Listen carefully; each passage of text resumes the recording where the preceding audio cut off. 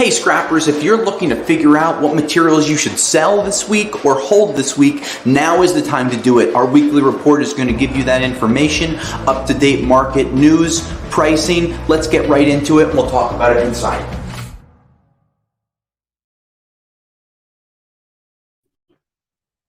Hey scrappers, Tom here, and today is Wednesday, August 9th, 2023, and what a crazy week we've had in the scrap industry. The craziest thing, some of these new shirts that we have. Check these out. Here is one of the new shirts that I got in, right? I have One Speed Hustle, and if you guys are looking for some of this gear, you can check it out. I'm wearing another one. I don't know how well you're going to see it. Hustle hard, scrap harder. Right. So we got some awesome gear, and these are shirts that are online in our store. Check them out. There's shirts, there's other items that you can buy with iScrap's logo on them. So we've seen a lot of people buying stuff. There's a couple of promo codes for some people that are buying them for the first time. So check out our iScrap store. These are designs that we're not going to have year round. We're going to be rotating different designs in and out. So definitely check these out. They ship directly to your house. We have lots of sizes from medium to XXXXL. So, we have a shirt for all sizes, and we've found in the scrap world that those double X's generally are a little more popular than the mediums or the schmediums that are kind of out there. I'll give you a scrap story later about some t-shirts. It'll be a little funny. So what's going on with these markets? We see a lot of people reporting prices. Let's just pull up our price reporting screen and some of the national averages that we're having right now. When you see some of the markets, we've had a little bit of a tumultuous week. Copper prices in the last 7 days, they've basically moved about 60 to 70 cents on a trading level. And you can see some of the numbers here. Some of these copper numbers are down week over week. And a lot of that has to do with scrapyards not knowing what the hell is going on with these markets and when they're going to be really stabilizing. So let me tell you a quick story. Last Tuesday, the markets went up to $4.01 per pound. Yippee! Everyone's excited, right? Here we are 8 days later, we have a market that went all the way down to $3.74 a pound. Okay, sure, I'm talking about trading prices, but trading prices affect the scrap prices. So we've had a erosion of 27 cents since Tuesday afternoon, right? Then we had up and down markets where they went up on Tuesday by like 10 cents and 4 cents the day before. I think on Monday they were up. I don't remember every single day, but you've had 60 cents worth of swings up and down in the last 7 days. That's really bad for scrap. Why? Scrapyards don't know what their sales are going to be. They're generally going to widen their spreads. And I'll give you an example of what I did at my scrapyard. Yesterday morning, I woke up and copper was down 10 cents. That's what I woke up to. I immediately lowered my prices on Bearbright, number 1, number 2, number 3, brass, insulated wire, and that's what a lot of scrapyards do. The day before, I saw prices go down by about 4 or 5 cents. I didn't touch my prices as a scrapyard. So I'm giving you a little insight from a scrapyard owner, to what a scrapper can expect. So with these copper prices going up and down, I couldn't get any solid contracts because the movement was so quick, so fast. I had to widen my spreads because we saw the markets go down at one point yesterday, almost 13 cents. So it ended up down maybe 8 cents yesterday, and we have 2 cents up today, but those are tumultuous markets. Those are the up and down roller coasters that we hate. But if you look at some of these prices here, you don't see a lot of movement. 1% change, 2% change, 6% change. A couple items, down 18% for aluminum copper coils. If you look at the two of those averaging $1.40, those are probably some numbers that we have some discrepancies across the countries, which makes a little sense. Some people are getting $1.60, some people are getting $1.20, so big market movements there. But these copper prices, there's not going to be humongous, spreads right now for scrappers. You're not going to have that extra bonus coming in there. And why is that? Copper prices rely on the world economy. And I had a really interesting comment happen the other day on YouTube, and it talked about how industrial prices and consumer prices are different, are kind of how they affect scrap. And someone said, if everyone is buying, an appliance or things at their house, the consumer side of things should be making more of the scrap demand up. And it's a really concept on paper. And let me play a fun game with you. Think about what you and your family in your household buy from January 1st through December 31st, right? Chances are you're not buying a new car every year.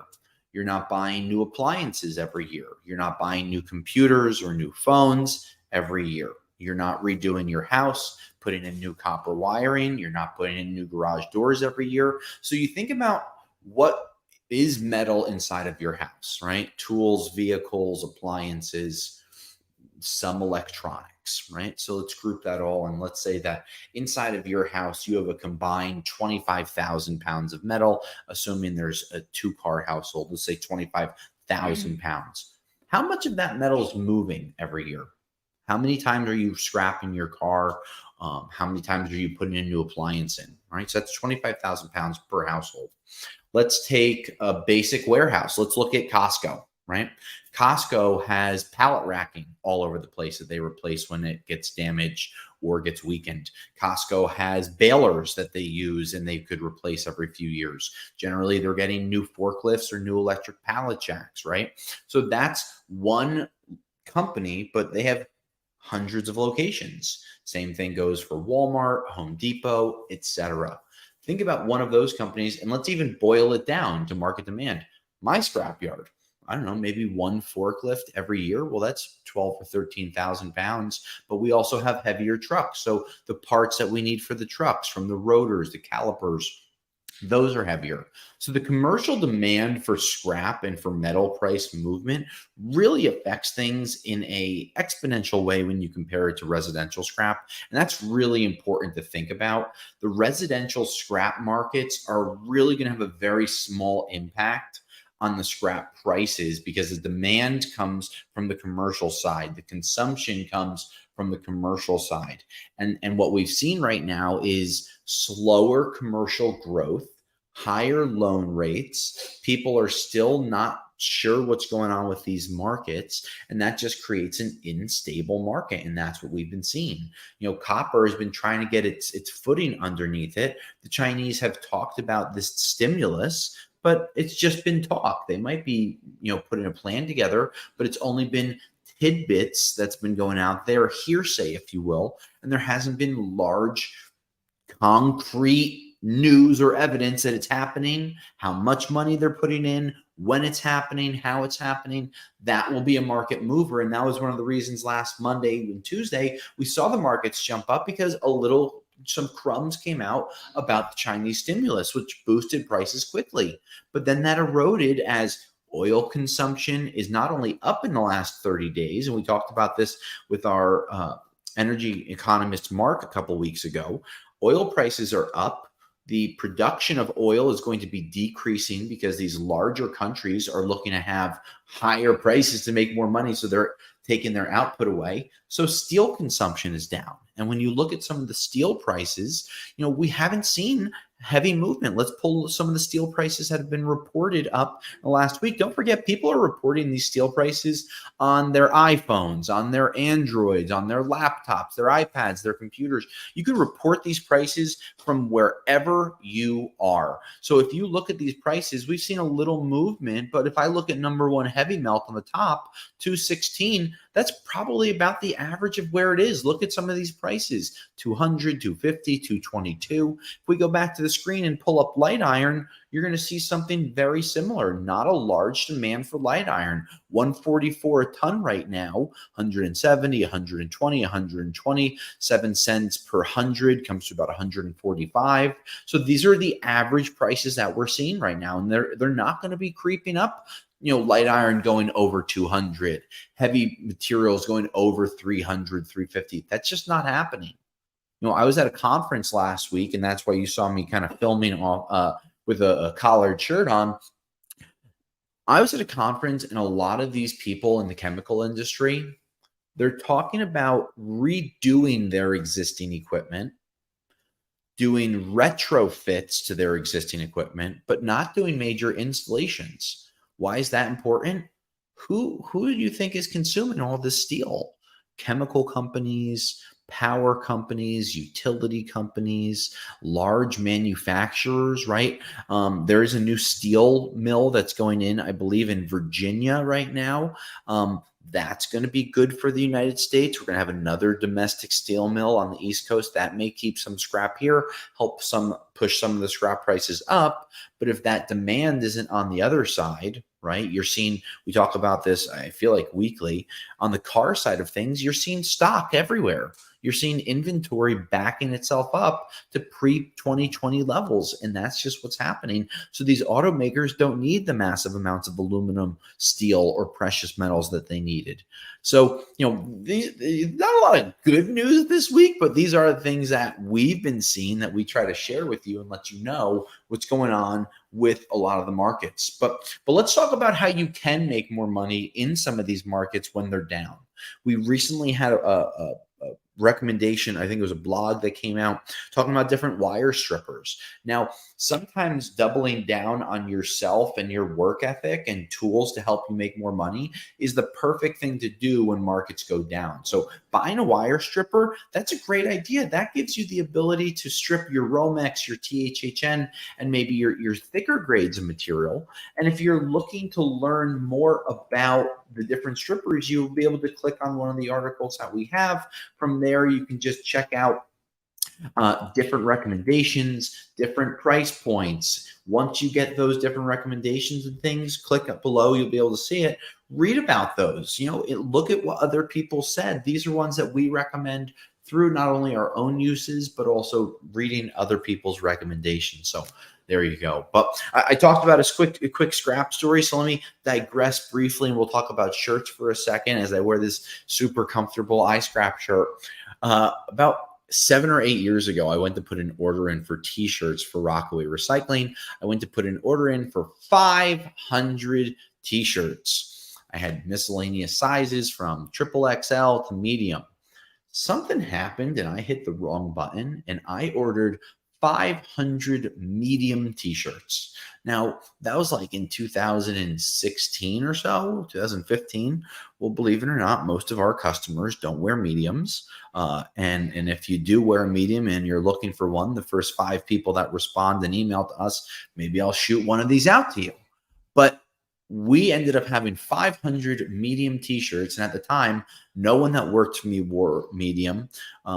That I was in the warehouse. Some of the people in the office were able to wear the mediums. And to this day, I think I have like 200 or 300 of these shirts left. And they're not even like the high visibility orange. They say Rockaway Recycling got scrap. They're cool t-shirts, but it was one of those things where I tell people that I make more mistakes than everyone else combined. This was one of those mistakes where it's now taken me 7 years and giving these things away for free to be able to, at least get them into the market and being used. So, while it's not about scrap, it's kind of informally about scrap. So regardless, check out the store that we have for iScrap so you can get your own cool t-shirts like the ones that I'm wearing now. And we'd love to see you tag us on any of the social channels that you use when you get them and you're using them and wearing them. We'd love to see that and promote that as well. So let's talk about catalytic converters. We kind of left off a little while ago talking about cars and scrap cars. RCats.com continuing to quote people, and some of the difficulties that we're seeing in the market really comes down to prices. We're now seeing prices going for OEM cats dipping into that $80 to $85 range. And unfortunately, that's just where it is. You can see today, looking at RRCats.com and some of their prices, average national catalytic converters less than $82 right now. That just shows that these precious metals are down. We've seen platinum prices drop 2.5%, palladium drop 2.2%. Rhodium's been even, but we're still seeing rhodium down 85% from the all-time highs. And kind of all of these are going back to pre-2020 levels. I hate to use a phrase again, but it's just what is happening. What also is happening is a lot of people over the last few years that were buying catalytic converters across the United States weren't doing it the right ways. And you're seeing a lot of new laws coming in, not only going after the people that were buying illegally obtained cats, but also putting them in jail. So if you're not following the laws here in New Jersey, we had a new law go into effect back in May asking for a series of information, and we follow those things because ultimately that's what's going to lead to long-term business. But the pricing right now for cats, it doesn't look like it's recovering this year. It just doesn't. Platinum prices are down. Palladium prices are down. Market demands are down. Even as the electrification of the EV market and the car industry takes form, what we're seeing is more and more consumer pushback. Tesla has more vehicles on their markets than they had before. Ford announced last week that they lost billions of dollars on their electric vehicles, and they're trying to figure out if they should either retool or redo what they're doing moving forward, because just because you have different administrations talking about, 2035, no gas engines, right? I think that's what California is looking to do. You can have new administrations come in, and 2025 is only 11 and a half years away. And if you can't electrify the grid, 2035, sorry, 2035 is only 11 and a half years away. If you can't get the grid ready, then how are you going to mandate that people buy these electric vehicles? You might even have people in California and some of these other more progressive states buying cars from different states and driving them in and registering them because they just don't have a huge overall network established. In 10, 11 years is not a long time when you think about the millions and millions of cars that are not only sold every year, but driven every day. If I run out of gas right now, I could hit a gas station anywhere I am in the country. You can't say the same for electric vehicles. And while they push, and sure, it should help scrap prices because there's another new demand for solar panels, electric vehicle chargers, I just don't think that it's going to be so great that we're going to see, the precious metals for the catalytic converters having a price uptick because they're just kind of in limbo right now. We would need a huge supply shortage or some type of a new technology that needs more platinum, palladium, and rhodium to go into the catalytic converters that would actually capture and offset more of the carbon emissions. That would be awesome. And those are things that I read about and that they are working on. But overall, it's nothing that's been really that productive to date.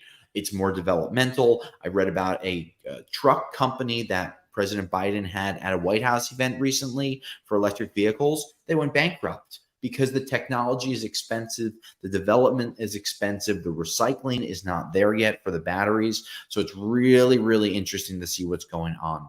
One thing that we did kind of talk about and read about in the last week or so was sealed units and compressors. A lot of people were asking questions on those. So in the coming weeks, we will make another video on sealed units and compressors, showing you if they're worth taking apart, what some of the problems are when it comes to taking them apart. And we'll go into that a little more. And don't forget, in September, we're going to be doing our car series on scrapping vehicles, where we should have 10 to 15 different videos coming out from taking a car apart, how to maximize properly scrapping or selling parts from a vehicle that you obtain in scrap, starting from having the title to getting documentation signed. So that's going to be something coming out probably the end of September. We'll start having those pop out. We're going to be filming for that in early September, and we'll definitely be able to update you there. So listen, check out the iScrap app store, buy some cool shirts, tag us online when you're wearing them.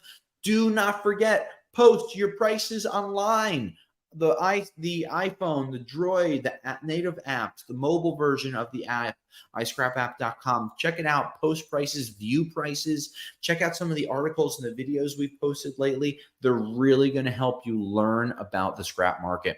Scrappers, today is Wednesday, August 9th, 2023. This is Tom, and until next week, I'll scrap you later.